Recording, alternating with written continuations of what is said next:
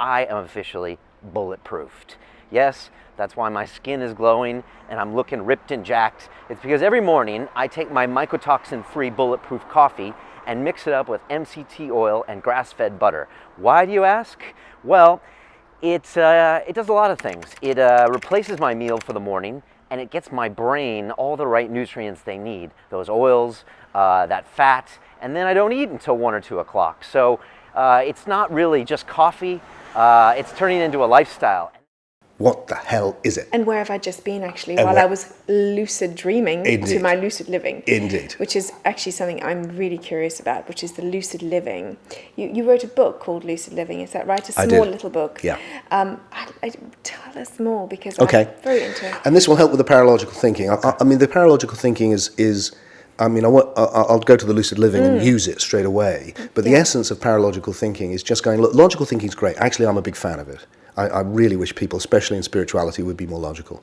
One of the problems we've got, why it's got a bad name, is it's so woo-woo. However, the nature of reality, as I've come to understand it, is that it's fundamentally paradoxical.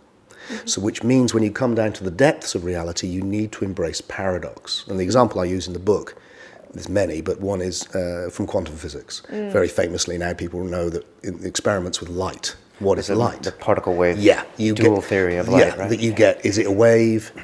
Is it a particle? Well, Niels Bohr came along with others and went, look, it's both. Now that doesn't make any logical sense. It's either a wave or a particle, but they're going, no, it's something which can't be described, which you must see from two paradoxical viewpoints.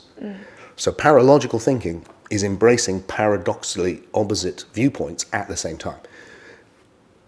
Why it's important to awakening is because if you can do that, I think it becomes very easy to see this deep self, which the great spiritual teachers have been talking about for so long, because it's the paralogical opposite of the separate self. Lucid, a great analogy to use is dreaming. When you dream at night, you can see that your identity is paradoxical. If you dream lucidly. If you're lost in the dream, if you're asleep in the dream, you think you are the person in the dream, you think it really is there in the way you think it's there. You are one amongst many in the dream. Everything kind of makes sense. And the 6-foot pink rabbit is just, what do we expect? Everything makes sense, even the nutty things. When you dream consciously, lucidly, when you dream lucidly, you say, oh, hang on, I'm dreaming. And at that moment, you see that your nature is a paradox, because on the one hand, you're the person in the dream, but on the other hand, you're what? You're the awareness within which the dream is arising. You're the dreamer. Yeah. So in one way, you're this individual in the dream, and in another way, you're the whole dream. It's all you. It's all one. And everything is arising within you. So you're in it, and it's in you. Which is true? They're both true, depending on how you look at it. That's a paralogical perspective. To get this deep awake, it's the same or similar now. Is to look at this moment and go, okay, so we're here now. We're normally so unconscious we don't even notice the most obvious thing, which is it's really weird and strange and mysterious, and we don't know what it is. We just take it for granted. Yeah. We think it's there, although science has shown that it's not. What's the paralogical opposite of our identity? Here I'm an object, here I'm Tim. I'm this separate self, here's you. I love the separate self. It's beautiful. Body's fantastic. Everyone should have one. And then there's the deep self. It's like, what is it that's witnessing this? Yeah. What is the awareness within which this is arising? And what I see when I look at that is comparable to lucid dreaming. That's why I call it lucid living. Which is that on the one hand, I'm a thing here, I'm an object, and then I'm a subject, which is not a thing, but it's like a presence. Yeah. Within which this flow of colours and shapes and sounds and thoughts is arising. And so I'm both a thing and a no thing, as it were.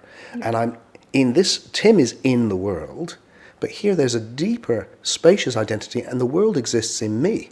The whole thing is arising right now just like a dream. And just like a dream, I'm in it and it's in me.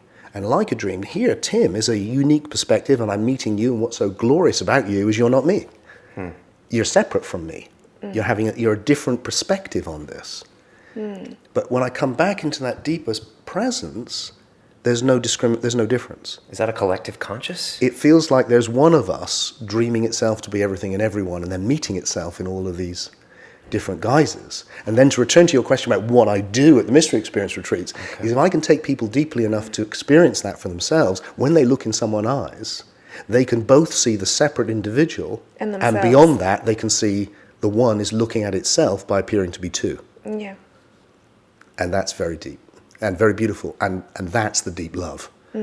That's the connection where you go, oh my God, we're separate and not separate. And that's love.